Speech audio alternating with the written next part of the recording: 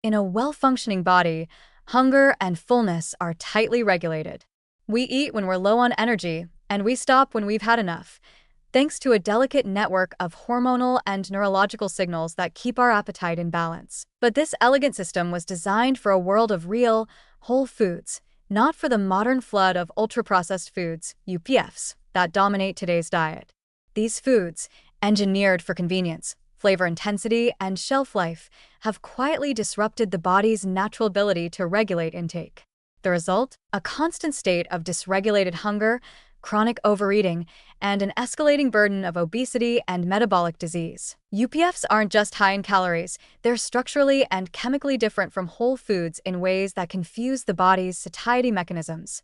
First, their composition is often stripped of fiber, water, and micronutrients, elements that normally slow digestion and send signals to the brain that we've eaten enough. Without these cues, the stomach empties faster, the rise in blood sugar is sharper, and the signal to stop eating is delayed or even absent. It's not that people lack willpower, it's that their bodies don't get the proper physiological message to stop. Texture and structure also play a role. Many UPFs are soft, easy to chew, or drinkable, requiring minimal effort to consume.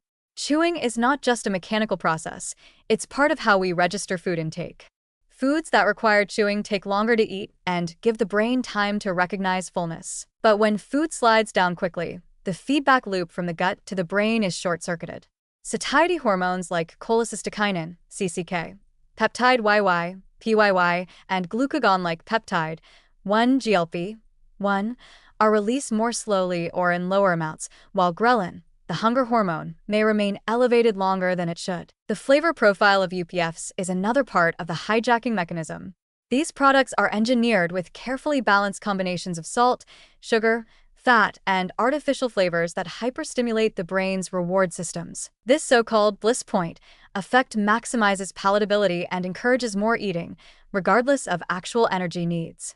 In evolutionary terms, the brain interprets these flavors as signals of high-value nourishment, but in reality, they deliver empty calories with few beneficial nutrients. Over time, this trains the brain to seek out hyperpalatable foods while dulling the natural appeal of simpler, more nutrient-dense options. Moreover, the irregular nutrient ratios in UPFs, high in refined carbs and unhealthy fats, low in protein and fiber, fail to engage the full satiety cascade.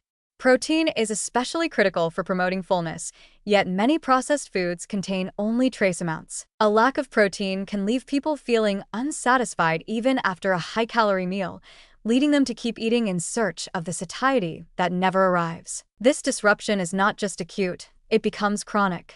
When people eat UPFs consistently, the body's regulatory systems begin to adapt in maladaptive ways. The reward centers in the brain become desensitized, requiring more stimulation to achieve the same satisfaction. Hormonal responses become blunted, and appetite becomes less tied to physical need and more driven by habit, cues, and emotional triggers. This is how food environments built around UPFs fuel not only overeating but long-term metabolic dysfunction. Yet the picture isn't all bleak. The human body is remarkably adaptable in the other direction as well. Studies have shown that when people shift away from UPFs and toward minimally processed, whole foods, even without strict calorie counting, they often experience spontaneous reductions in intake. They feel full sooner and stay full longer. Appetite signals begin to normalize. Satiety hormones recover. The desire for hyperpalatable junk food fades as taste preferences recalibrate. In other words, the body can regain its ability to self-regulate, but only when it's fed the kind of food it was built to process. What's encouraging is that this shift doesn't require extreme measures. Simple changes, adding more whole vegetables, legumes, nuts, fruits, eggs, and lean proteins, can reintroduce the textures, nutrients, and slow-digesting elements the body needs to trigger satiety. Cooking at home, reducing liquid calories, and eliminating constant snacking on processed items can all help restore balance. Awareness is the first step. Once people understand that UPFs don't just add calories but actively disrupt hunger and fullness, they can make more informed, empowering food choices. The challenge today isn't a lack of food, it's a lack of real food. Satiety disruption is one of the most underappreciated mechanisms by which UPFs contribute to obesity. But it's also one of the most reversible. With intention, education, and small consistent changes, the the body's natural appetite controls can be restored. In doing so, we don't just prevent overeating, we rebuild a healthier relationship with food itself.